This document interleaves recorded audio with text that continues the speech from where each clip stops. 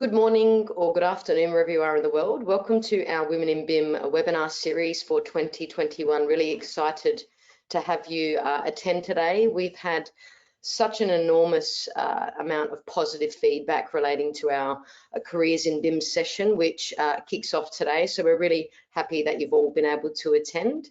To start with, I'm going to give you a little bit of an introduction to Women in BIM for those who don't know much about us, and then obviously we'll jump into our panel discussion, which will hopefully give you a little bit more insight and hopefully some, I guess, career direction if that's what you're looking for in BIM and digital. So welcome again, and we hope you enjoy today's session. So Women in BIM is effectively a core initiative built out of the UK as a not-for-profit community, addressing some of the issues we're having still with the lack of female representation in the construction industry, but more specifically in the digital/BIM/digital engineering, whatever you want to call it, space. Women in BIM's objectives and core drivers have very much been developed from the very beginning, and they include obviously to stand together to encourage and support young women entering careers in construction, to effectively ensure that we're addressing some of the skills shortages in this space, as well as to attract and promote more women and ethnic and diversity groups to BIM related roles, rather than obviously what's occurring now with the lack of diversity in this space, and also to advance and retain. So we're trying to obviously elevate some of our female role models. Certainly some of our regional leads in Australia that you'll meet soon are about doing that, advancing these women, ensuring that there is obviously a space for them to act as role models in BIM in Australia and abroad. Our core team, which was again built out of the UK, I spent many years there and I founded the group in 2012. Our core team is predominantly based in the UK, and this is the core team that effectively helps to manage our global activities. Many of our global activities not only include webinars like this, but other initiatives that we're a part of at present, which include a mentor scheme, different global activities in different regions, as well as podcasts and other things that we're involved with all over the world.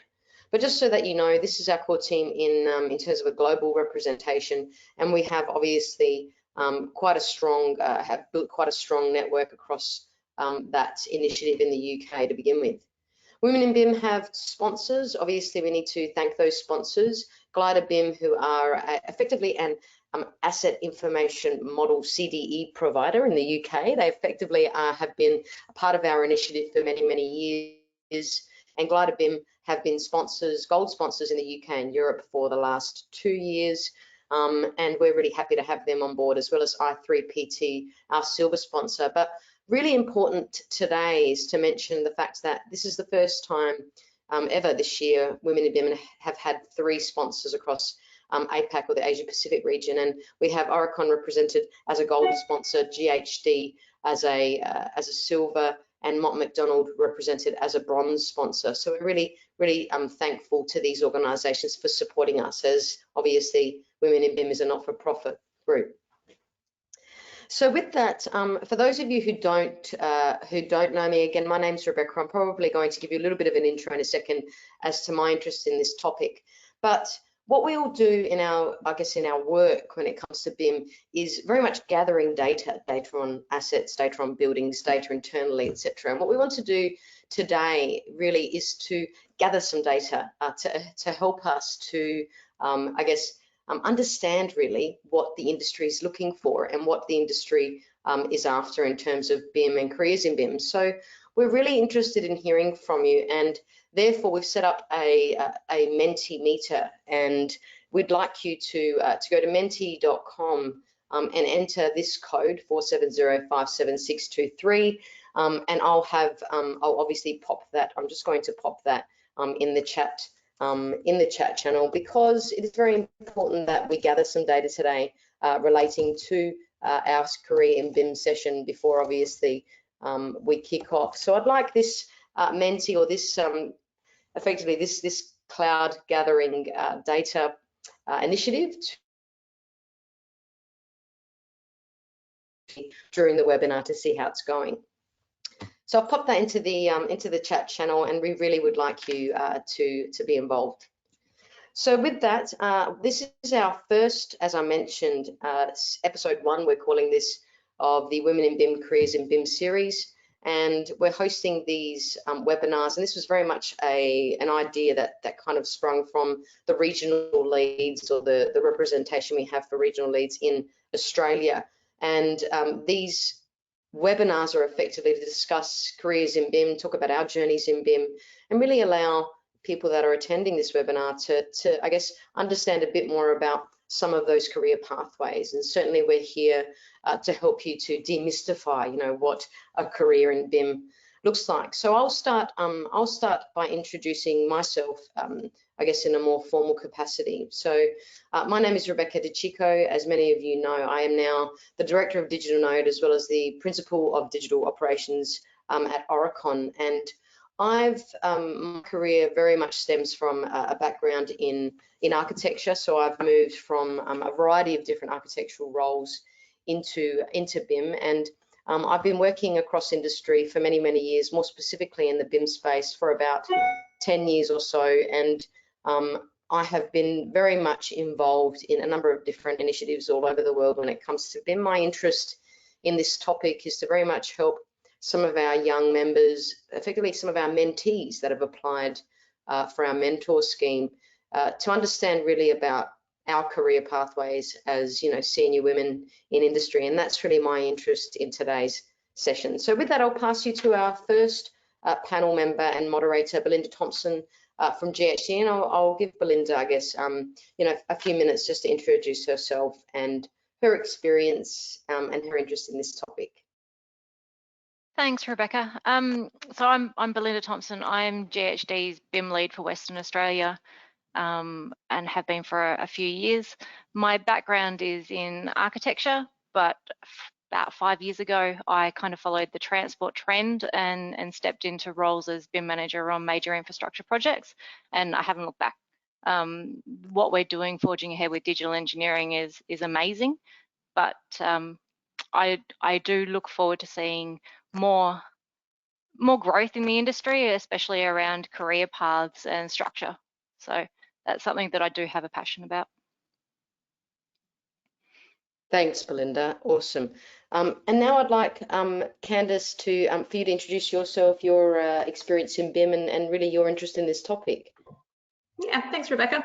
Candice Bowles, I'm one of the directors at Parametric here in Perth. So we are a BIM specialist consultancy. So we partner with architects, builders and the like to deliver construction modelling to a really high accurate level that minimises the issues getting to site. We're generally engaged because our clients have, they don't have the expertise or the experience specifically for the BIM deliverables of particular projects. So we're on board to be part of their team to deliver. My background is from an architectural drafting background. So I started many moons ago in production. These days I'm more in the operational side of things of running the business. So my interest in today is actually learning about what opportunities we can give to graduates coming on board and what opportunities they want, what directions do they want to go, and learning more about that side of things. Great, thanks, Candice. Our next panelist is obviously wouldn't be a Careers in BIM session without having somebody representing the university. So John Gelder, if you'd like to introduce yourself. Thanks, Rebecca. John Gelder is my name. I'm at the University of South Australia as a lecturer. My background is architecture. I graduated many years ago, really many years ago, in 1978. So that's a bit older than most people here, I think. But there's room for BIM in BIM for old people, so that's all right. Before I joined the university, I worked for a company called NBS in the UK and invented and developed a classification system and a specification system for BIM over there. And NBS is now operating in Australia, and it's brought both of those things with it here, which is very pleasing to me. So my British inventions are now being implemented over here slowly.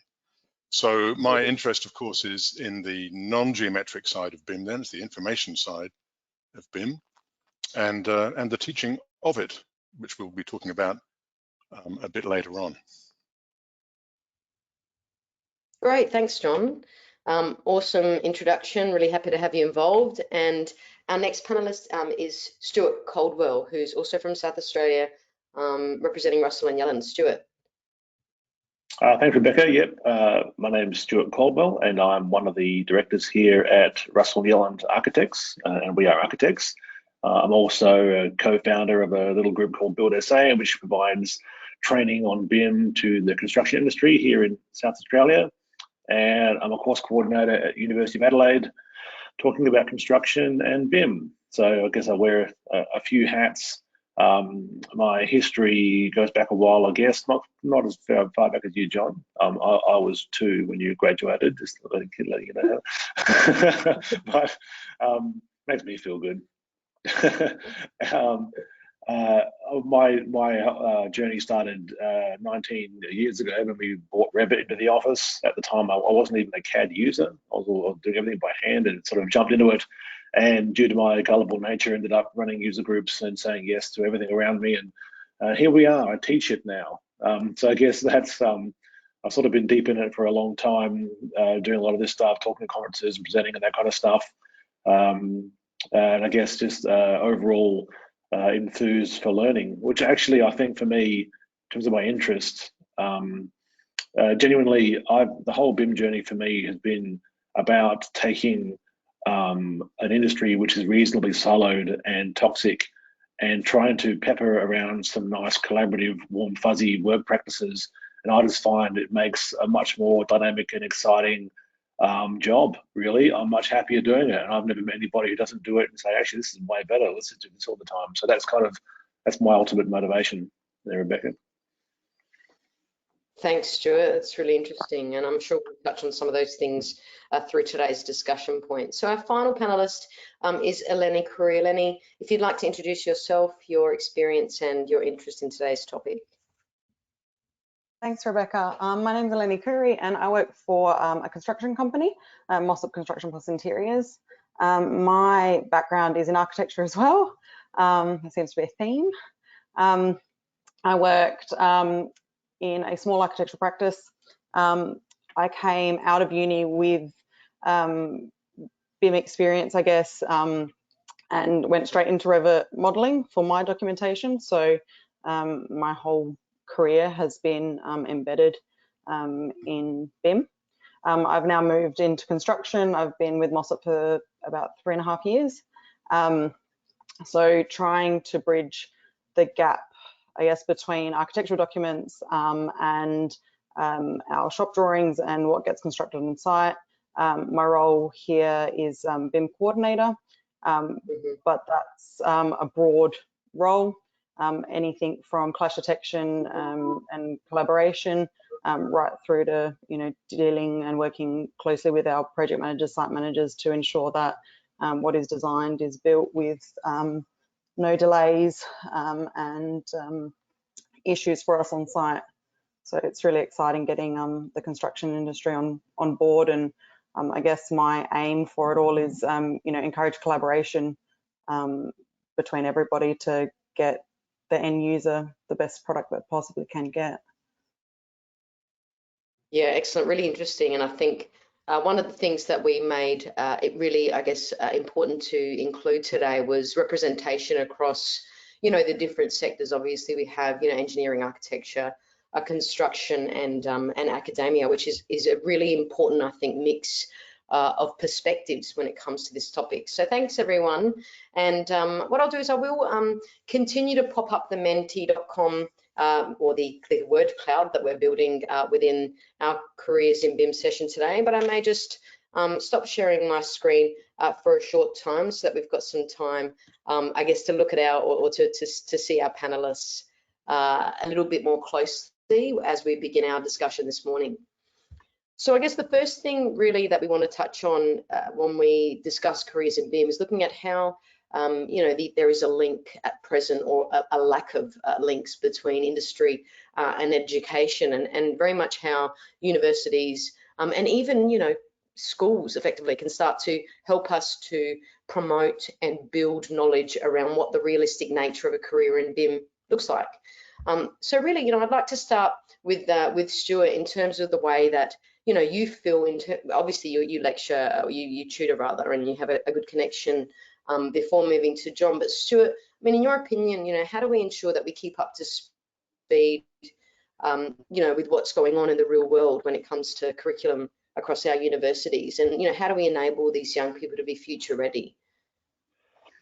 Yeah, I think fundamentally universities need to move to a much more of a collaborative reward system. I think, because I teach at Uni of Adelaide, I've been teaching there for a little while now, and as a bit of context, as architects, we work with schools a lot. We do a lot of educational design as well, so we kind of see, at least from a design point of view, from the little kids all the way through up to these adults that are exiting into the workplace. I think fundamentally universities have an issue because individuals sign up to go to university to get some kind of qualification at the end of that, and that needs to be an individual pursuit. So in there, all the rewards like grades and stuff are based on individual efforts, and it's very difficult in that environment to share things and encourage people working together. Like, even, I'm not sure if John can see if it's the same over there at UniSA, but I know where I am, they actually limit the amount of grades you can put towards group work assignments. So you actually can't have too much of an individual person's grade influenced by other people. And when that mentality permeates the way you teach, it means people leave thinking that working by myself is the best way to achieve the best outcome. And that is fundamentally opposed to what we're trying to do in industry. And that is the biggest gap, I feel. I know I'm contributing to the problem by teaching in this space. I'm going to help to deliver the issue, really. But I think that's the move. But it's such a fundamental shift. What's also really interesting is we're designing these schools, right, for kids, young kids, and these schools are such dynamic, open environments, and all we do is widget teachers who can't team teach and work together when you've got these fluid environments where kids can self-direct and everything else, and yet they get to university and they're just sort of dumped in all this bureaucracy and structure, and they come out into a workplace where it's like, well, now you've got to fend for yourself. Like, it's this real sort of choke point, I think.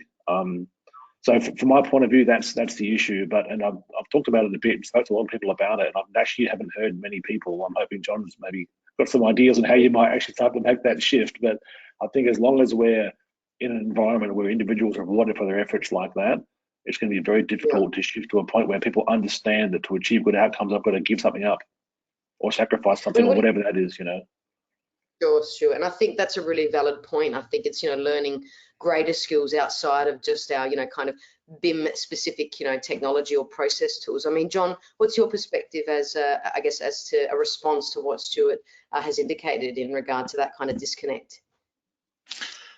Oh, it's a very interesting observation, I think. BIM is, of course, we talk about collaboration. I don't like that word. I think of the Second World War and the French, but so I prefer cooperation to collaboration, otherwise we'll all get shot.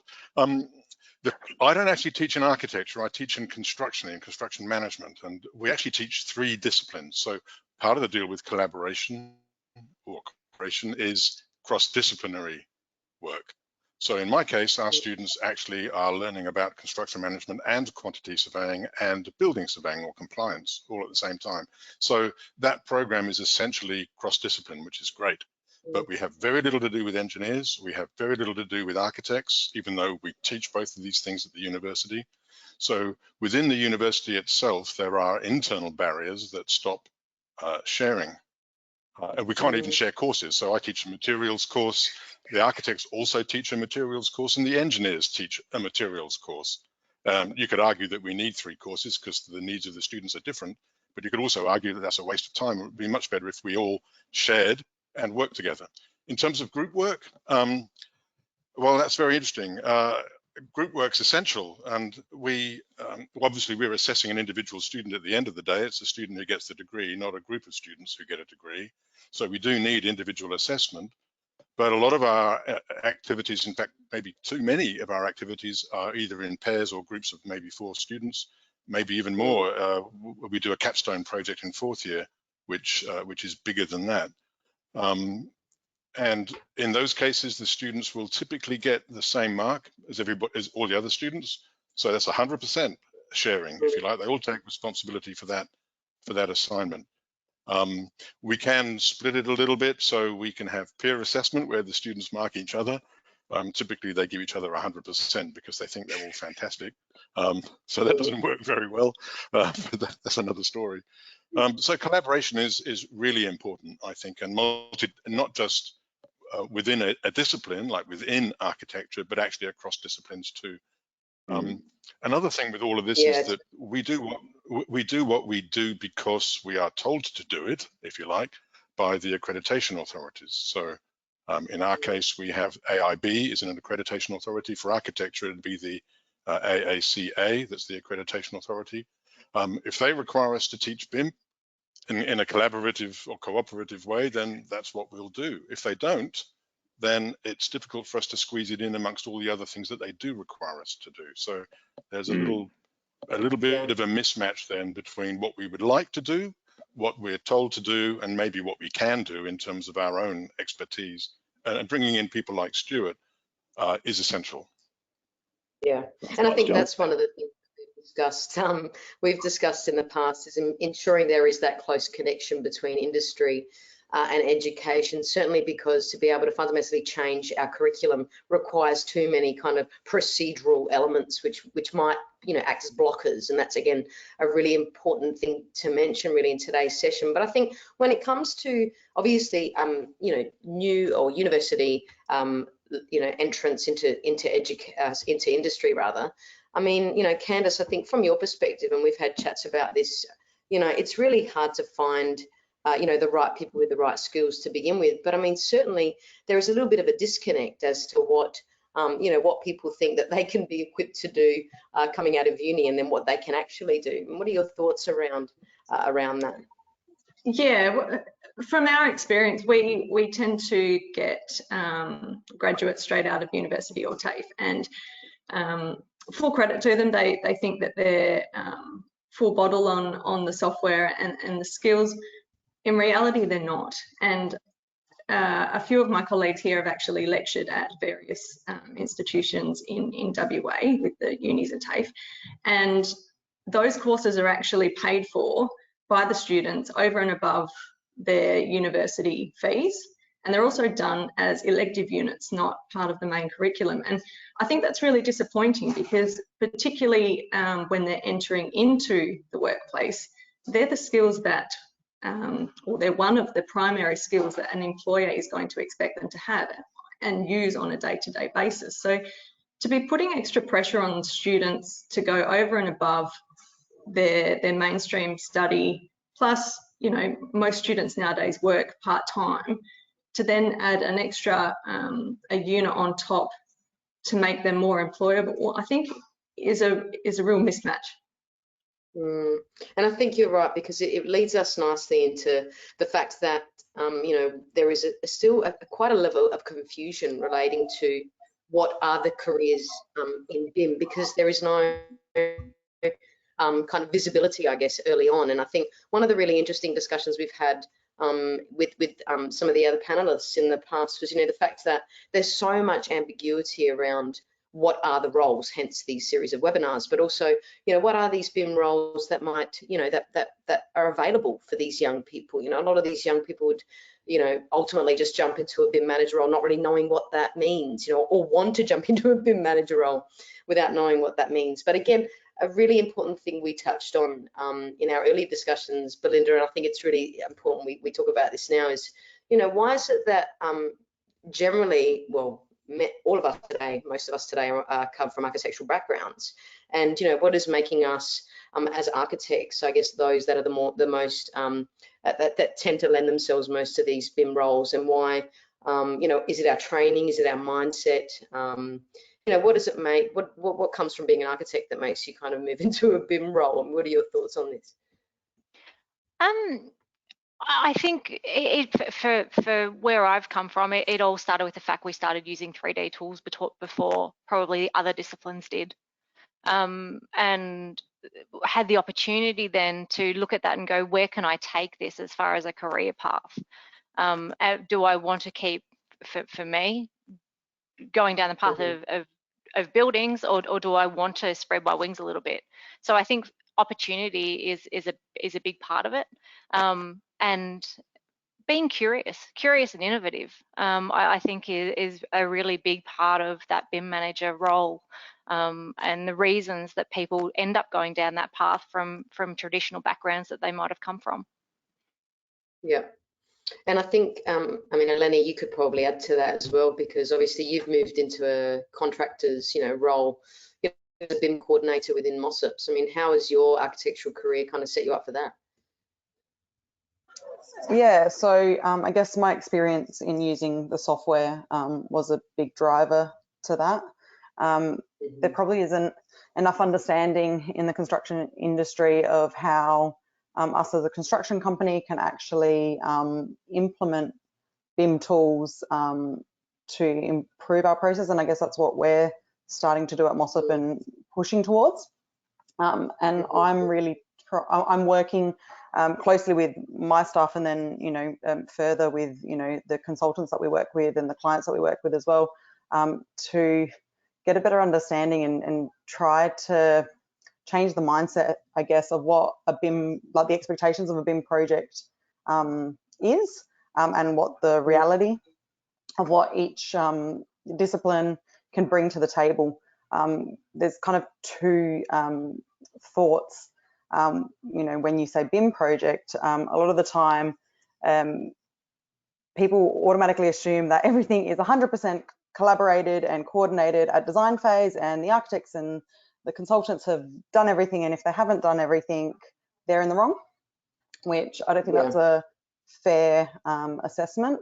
It's a huge undertaking, it's unrealistic, and you need contractor and trade input to get it over the line and to push it that little bit further. And then the other issue that I have is that I find that people just assume that the software does all the work for you, that there's no actual human input or thought process. You feed it through Revit, you feed it through Navisworks, BIM 360, whatnot, and it tells you all the issues, and then you can click on a button and it resolves all the issues. So I think coming from an architectural background, it helps bridge that gap. It brings realistic expectations. Really am trying to stop the blame game, which can often pop up in construction, and work collaboratively or as a coordinated group to move the project forward. Certainly, and I think there's from my perspective, having come from an architectural background as well, and very much working in architecture for many years, still having that way of thinking, being kind of spatially orientated when thinking about ideas and building ideas, etc. I think that, in my perspective, I think that's where the kind of BIM interest came from me personally, because I was always fascinated by design and using some of the more back when I was studying was some of those 3D tools to really understand a bit more about our buildings, the buildings that we're working on. I mean, but Stuart, what are your thoughts on this? Well, obviously you have an architectural practice, you're still in industry. How do you convince some of your staff to understand what BIM is about? Yeah, that's an ongoing it's a really unique challenge. I think Eleni's point about a bridge is really important. I also seen a bit of a shift. I think a few years ago, architects were these kind of, they were the BIM authors. Project started with us, and I think we were naturally good at doing it because BIM was a reasonably unstructured environment. And architects are good at working in that kind of environment. We get given ambiguous briefs and strange projects, and we just get the stuff together and sort it out. We're sort of people. You can pull it all together. But I'm also finding, as BIM becomes more known and structured, that other terms are popping up, this like digital engineering thing. I feel like as it's a better known environment, trying to find enthusiastic architects who want to be in this space is also becoming harder, because the perception of what it is and where it lives is shifting. We've actually, for better or worse, at some point in Russell and Yellen's life, I was a BIM manager here, and I think more by default than choice from my end. It just sort of happened that way, and that's, ask people how that happened. A lot of people, I think, have a similar kind of story. Just sort of, as it grew, I was standing there and it grew around me, and I just sort of became part of my job. But the next generation, when you pitch that term BIM manager to people, they look at me and just sort of shake their head and say, no, that's not why I went to uni. I didn't get to uni to do that job. I want to do something else. So while architects, I think, are naturally, well, I don't want to say the word good, but they're pretty good at pulling this stuff together, I actually don't see much of a desire of architects to be the people who really drive this stuff. And it does feel like, at least in the short term, that's leaving a bit of a gap. And it's perhaps why other practices, like, some of the panelists here are in industries now where other people are employing these skill sets to fill those gaps. And I kind of wonder if that's the way things are going to progress. I know in our practice, we've even done that. We've now got this a digital engineer, an apprentice digital engineer on staff now as part of a new initiative here. That's sort of, Industry 4.0 apprenticeship initiative, which they're taking school leavers and skilling them up with micro credentials into this strange new kind of qualification, which has been totally fabricated, but doesn't exist anywhere. Which goes back to some previous comments about how do you even teach this stuff? Where are the skills going to come from? And so we've done that. We've bridged the gap by bringing in someone who just does that stuff. Yeah. One of the issues, the only issue with some of those things is, visibility really for young people. How do they know that these things exist? And I think that's one of the questions I had, particularly with the apprenticeship routes, because a lot of kids just don't want to go to university, or they do and they're not sure what they want to do, right? So you kind of throw them in industry, you support the apprenticeship route, and then it can help them to, really make those decisions more in a more informed way. But another thing that's a real challenge I'm finding is the fact that there's obviously we're all trying to do what we can on BIM projects, but certainly with large companies like GHD, Oricon, and some of the other big players, it's really very much looking at the alignment toward the roles around information management and focusing on information management as a key responsibility, both on projects and even the wider business. Belinda, in terms of those kinds of I guess functions within ISO 19650, have you guys even considered those as part of your future projects, and something that you're seeing pop up more and more in reality? Look, without a doubt, we've recently been through, and it was called a sprint, where we looked at our BIM roles and responsibilities, I guess, and how they are throughout the organisation, trying to standardise them, which is hard enough, right? Every office, we've got 10,000 people. Every office will have a different title or a slightly different role, or a different view on what that role should be, pretty much as Stuart was talking about. With the ISO 19650 functions, it does mean that there are certain authorities tied to those. So the person has to have the right level of experience to be able to have that authority, which in some ways elevates those I guess the BIM roles somewhat within the organisation, because there are these requirements that have empowerment behind them, I suppose, and they're tied to things that are really important in the project delivery all of a sudden. Mm-hmm. But in some ways, it doesn't have to be a BIM manager that's taking on all of those functions, right? So those functions can be tied to the project manager role. It doesn't have to be the BIM manager that is actually performing every single one of those functions on a project, although within Australia, that's what we find. Because it's funny, isn't it, that there are titles and then obviously responsibilities aligned to those titles. And any advice I give to my clients is, look at the functions as kind of theoretical functions, and they may sit within, a particular role that you have across your business. As long as those functions are being addressed, if you are trying to align, to 19650, then that's really important. But certainly one of the other things, and I guess, John, something maybe for you to touch on, is the fact that we have professional qualifications, obviously driven by institutions. I'm qualified as an architect, we have engineers, et cetera, et cetera. How do you consolidate the definition of, the BIM manager, an architect's training as an architect or a construction manager, whatever they are. One of the real dilemmas I'm having, particularly in a lot of the training that I deliver, is, the term BIM manager is kind of different to different people. How do we bring that into, more around BIM skills, I guess, and qualifications in our existing curriculum? That goes beyond, above and beyond what they're doing already in university.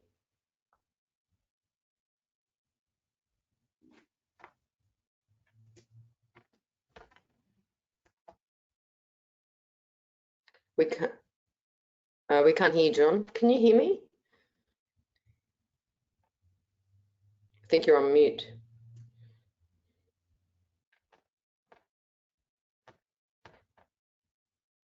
There you go. That's what it is. I have a little button which I accidentally press sometimes.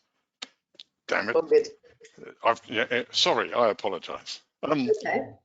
BIM managers, right, good. That reminds me of the days when we had CAD managers, when CAD first came out. In those days, of course, the senior people running businesses, architects and building businesses, hadn't got no idea about CAD. That's not what they'd learned. They'd learned how to do everything by hand. So they needed a CAD manager to make sense of it all. And these CAD managers became very powerful people.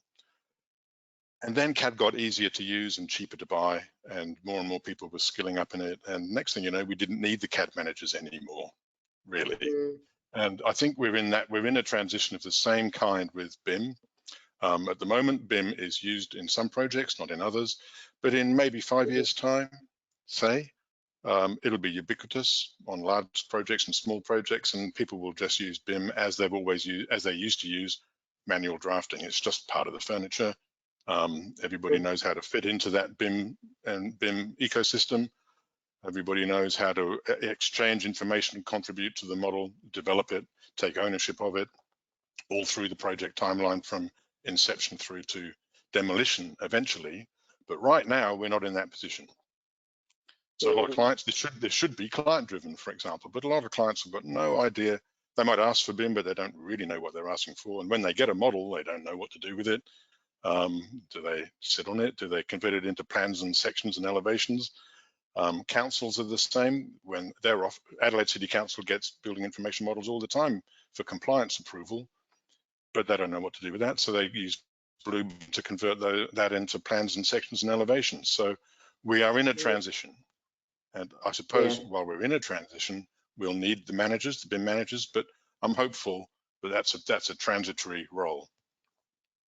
Something for people to take away as well is that the role of BIM managers becoming certified across different regions of the world. So we have certification schemes for those roles coming out of the UK, Asia, and even other regions in the US. So there's still, I guess the dilemma is, what are these skills required to become a certified BIM manager? And also governments are asking for certifications against these roles as well, which is again a real challenge. But I think, to take a shift slightly and move to, I guess, somebody who runs, who effectively runs a business canvas. I mean, how, much of our work that we undertake as women in BIM is to support a lot of these young women looking at entering these careers. And we've had our Women in BIM mentor scheme that we're currently in the process of matching mentors with mentees, which is really exciting. But a lot of the data that's coming out of the conversations with mentees is, how do I move from the role of a BIM technician or maybe BIM coordination into more of a leadership position? How do we? Yeah, look, I think these young I think the most important thing to get across is show interest, and it doesn't necessarily mean that you want to go into a BIM management role. It could be into more of a financial position or a HR position or just a leadership role in general. And obviously I'm coming from a small business background, so it's I guess a lot easier to facilitate that with people coming through, but just really show an interest and ask the questions. And us as leaders want to see that natural drive in a person to go above and beyond. So even, for example, just shadowing people in different meetings, being exposed, and on the employer side, making things visible, just sharing that knowledge and explaining that time is such a valuable part of our careers. We really need to embrace that things take time. You need to learn the process, you need to learn why we do things, and really nurture that time piece. And I think, Eleni, from your perspective, I mean, obviously you act as quite a technical resource on your projects. I mean, moving into more senior, not even more senior, kind of more management role. I think we spoke about that a little bit in the past, and you had some views on how you could achieve that, I guess, in your business. Yeah, in our business, I guess it's kind of touches on what John was saying before. At the minute, I'm the one with the skill set, and there's only a few of us in the office that can actually produce the work. But our aims are to upskill our project managers and our site managers so that they can pick up these BIM models and have the technology in front of them, and they can zoom around and run meetings, looking at the models and using it to inform their decisions and programming and site conditions and whatnot, because there's so much more value to the model beyond actually building the building. Even from a safety perspective, we use that a lot, but at the minute it's driven by our BIM coordinators because we know how to use the software. So I guess moving forward, it would be to upskill the company as a general, and then potentially get to a position of overseeing and driving to the next step. Because it's about the value, right? It's like finding organizations to work for that understand the value of these types of roles, right? And as a young graduate, you just can't see that. You don't have the level of experience to be able to see that. As a young person in industry, a relatively short time, and I know for me personally, it was very difficult to see that.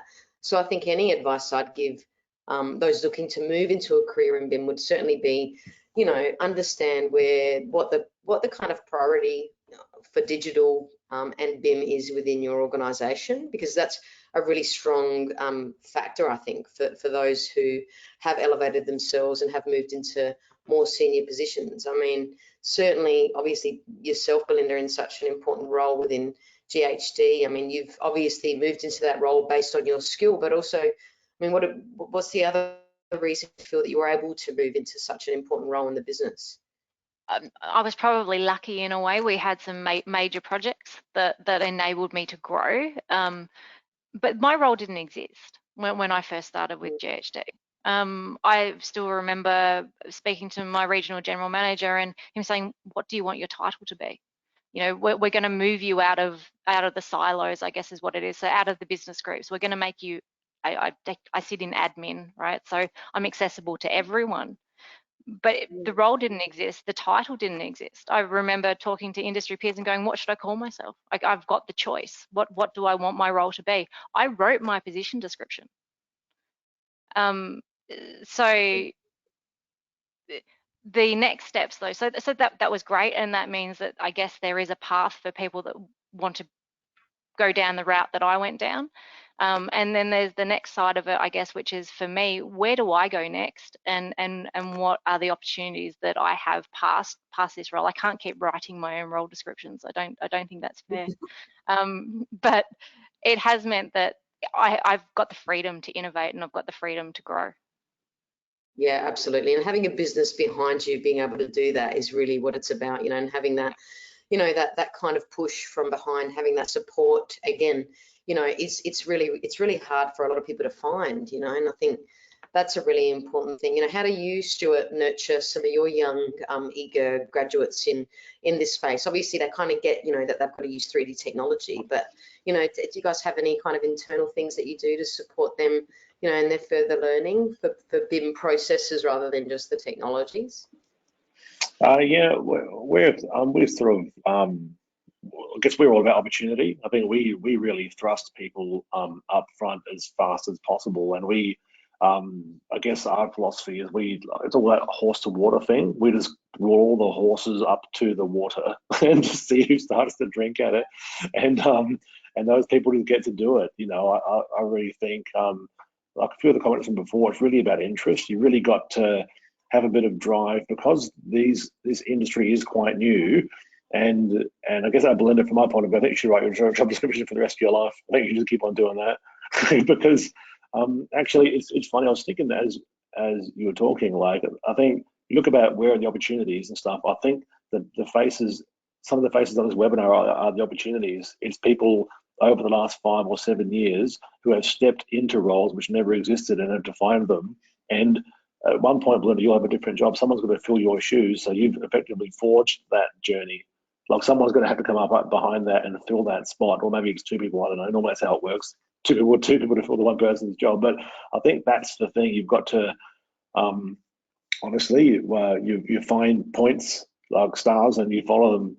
I think that's kind of our philosophy too. We sort of give people opportunity. They look over there from the distance. If this is exciting, go for it. We'll support you along the way. You know, I think we just try and provide a safe environment where there are opportunities but not risks or less risks for people to really have a go and sandbox and play. Because I'm really all about, I think, I'm pretty passionate about my job, so it's a really big part of my life. And if it's going to be like that, I should probably enjoy it. Otherwise, I'm miserable most of the time. So we try and keep that philosophy around so people enjoy themselves while they're doing what they're doing. I guess that's the goal. Yeah. One of the things that we found worked really well, particularly for graduates, is we used to host, when I lived out of the UK, we used to host with our universities, and maybe it's something, you know, John, that we think about moving forward, particularly in South Australia, is hosting, you know, these kind of, they're not after hours, they form part of their, you know, their day, but they're, you know, an hour kind of CPD, educational focused stuff on BIM, you know, and they're very much educational. You know, they're, you know, you get, you know, a bit of food and drink at the end of the day. And we were talking about, you know, really the BIM processes and what those BIM processes are doing to support our businesses, so that, you know, these young people had a bit more kind of context as to how BIM really can influence their roles and their responsibilities. But I mean, again, you know, you obviously try to bring in people from industry to tutor, but then people like us are always too busy to help. So, you know, how do you bridge that? Just check my button. Yes, good. Yeah, We're okay. There are a handful of things in there, Rebecca. I think one of them is we keep talking about young people and young women. One of the things in architecture, as a lot of you will know, is that at the end, in the final year in the course, very often it's 50-50 male-female, but that does not translate into 50-50 in industry. And the reason is a lot of women leave to start families, and then they come back, or they would like to come back. And so one of the things we have to support, I think, particularly for women, is people returning to the industry after a spell like that.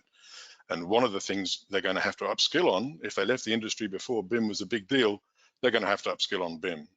So getting BIM into courses of various kinds for women returning, or anybody returning to industry, I think is essential, because that is the way things are now. So very often it's like sort of going into a coma for 5 years or 10 years and waking up and discovering this BIM thing that you've never heard of before. So we need to support that. Are universities a good place to do that? Yes and no. When I was in the UK, I participated in a thing run by RIBA Northwest, which was a Part 3 course. So I don't know if you know, the architecture has RIBA Part 1, Part 2, and Part 3, which is bachelor's degree, master's degree, and then a professional course. A lot of universities run that professional course themselves, but the RIBA Northwest was running it collectively for a bunch of the universities in the northwest of England. And they were gearing it up to deal specifically with the needs of architects returning to industry, mostly women. That was 10 years ago.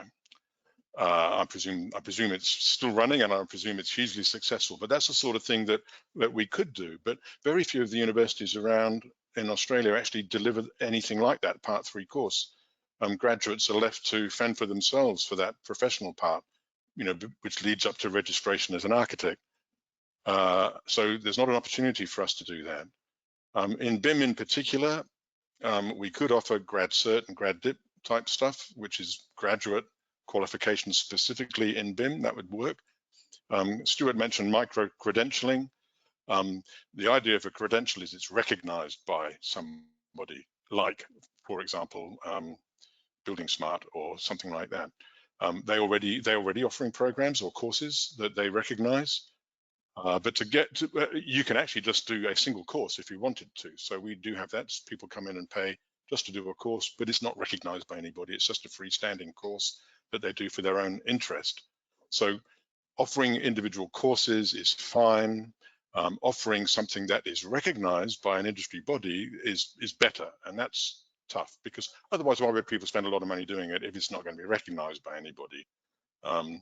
So we need to get industry on side, and we need to develop courses that industry recognizes that are attractive to young people, but also people returning to industry. So a whole lot of things in there. I'm very sorry about that.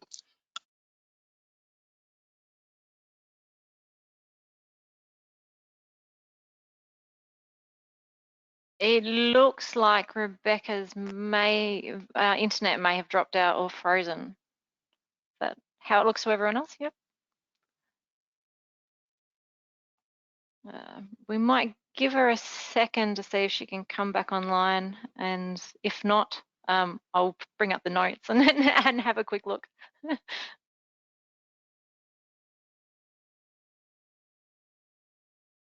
Stuart's got the notes, I think. So, what was next on the agenda?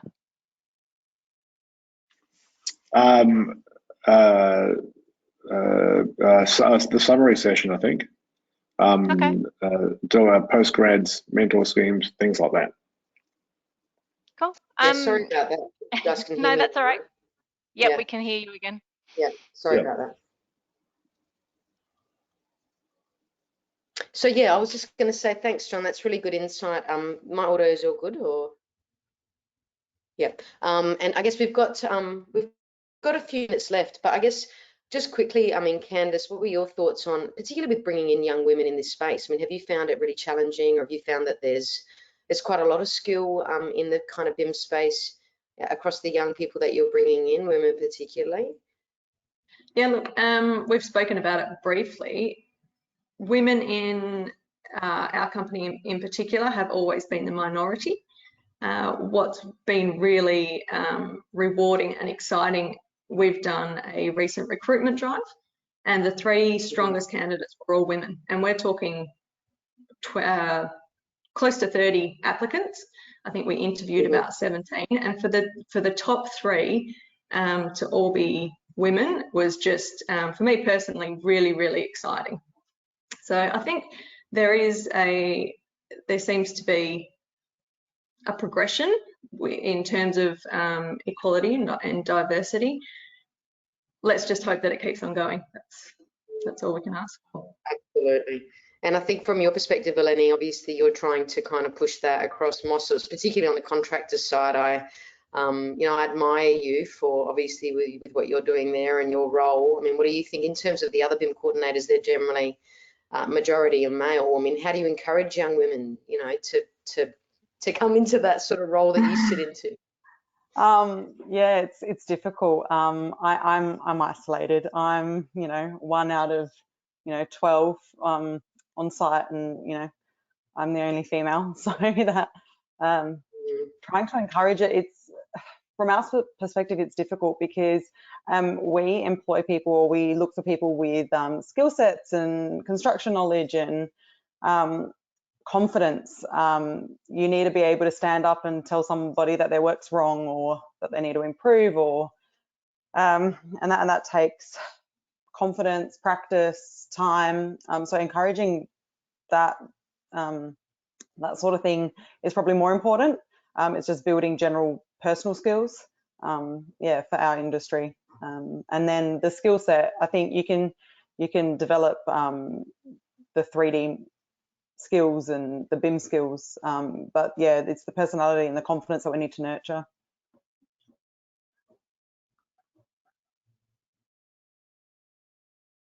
Just because Rebecca seems frozen again, I thought I'd just tell a quick story on the back of Eleni's comments there, and how, like, from my perspective as a director of a practice, I see some big wins and then some like chasms which are still significant problems. So yes, we have a lot of women in our office, and I teach at uni, and there's I would say almost a majority of females now, and in that BIM space, I find there's sort of seems to excel and do very well, and it's great to hear women are still sort of coming into industry.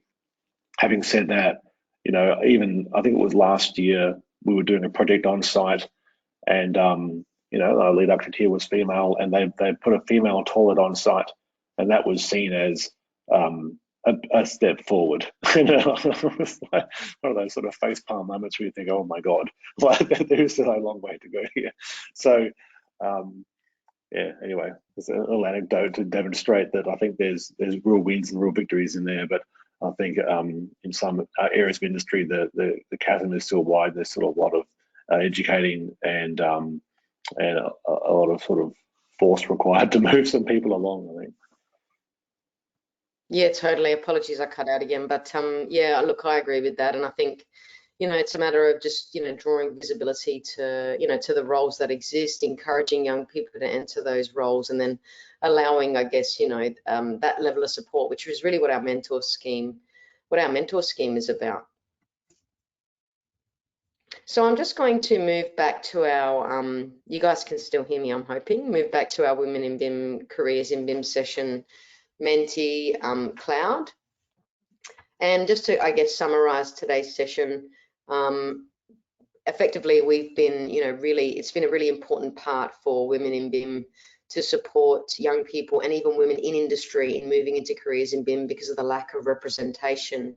And, you know, there's a little bit of work being undertaken within industry in terms of, you know, the next steps for, you know, for BIM and Women in BIM. Very much our website under our membership stream has connectivity to members in other regions. So we encourage you to register as a member, and then obviously enter as much data about you as you can so that you can be effectively sourced by somebody else who's looking for a bit of advice on these types of topics. But I mean, one of the last things, I guess, Belinda, and maybe John can chime in as well, is talking about the Australian BIM Academic Forum, which was very much an extension of what was going on in the UK with the UK BIM Academic Forum, and, you know, how this is, I guess, how this has been put together to address some of the needs of Australian universities when it comes to BIM. Sure. So it's the Australian BIM Academic Forum has been set up to address the growing needs of the construction industry for BIM ready graduates, and build on, I guess, the solutions and the curriculum that is offered by the universities. There are a few current agenda items. John may know more about it. I'm kind of part of working groups with that. I do look forward to seeing what falls out of that, especially around the minimum standards for the BIM related curriculum. And I think it will give us a good guiding path for what is on offer in the future for BIM specific roles. Totally. And if anybody, you know, isn't involved in getting kind of up to speed with the international suite, I call it, of standards 19650, I think that's a really important part to consider. Particularly by the the ABAF, because they obviously, you know, all of the terminology and language, which is a real barrier, I think, to BIM adoption. That's starting to be consolidated, you know, and looking at that consolidation. So, look, with that, I'd like to thank all the panelists. We've got a few minutes for questions, so I'm just going to move to our questions. Our questions dialogue within the GoToWebinar dialog box, and I will stop sharing my screen while I do that. So the first question really is, you know, while we're in a transitional state, you know, in terms of, you know, development in BIM, you know, how do we develop our staff, but also how do we develop our education to our clients? I mean, that's a good one, I guess, for you, Stuart. What are your thoughts? I've actually been an advocate that that's not even, I don't see that as a necessary outcome. Actually, I see, I guess, as architects, I think we're trying to generate the draw as opposed to push it out. I've never believed that we require clients to provide like some journey for us to go down in a BIM environment. I think it's up to us to demonstrate that value, and it will naturally start being asked for in feedback itself. So client education, from my point of view, nil. I think I'll give you an example that, I mean, I'm not that I'm dismissive or don't care, but it's about, well, maybe it's about opportunity. Like I've had a few clients over time bring up issues around, you know, whether it's asset management or value or cost issues or whatever that is, right? And I think because at our firm we try to be quite progressive and we use Revit and data management as much as we can pretty quickly say, well, look at this, like let's look at this breakdown of the costs on your assets and that kind of stuff. And they're like, wow, what is this? Well, where does this come from? And this is what we do. Like, we've got all this stuff, and we've had a couple of clients say, well, how would we do that? Like, can we do other things like link this to something else? Well, sure, we can play with that. And that's an example of where opportunity, then they'll start to say, well, now that you're doing this, we'll ask you to do X, Y, Z, right?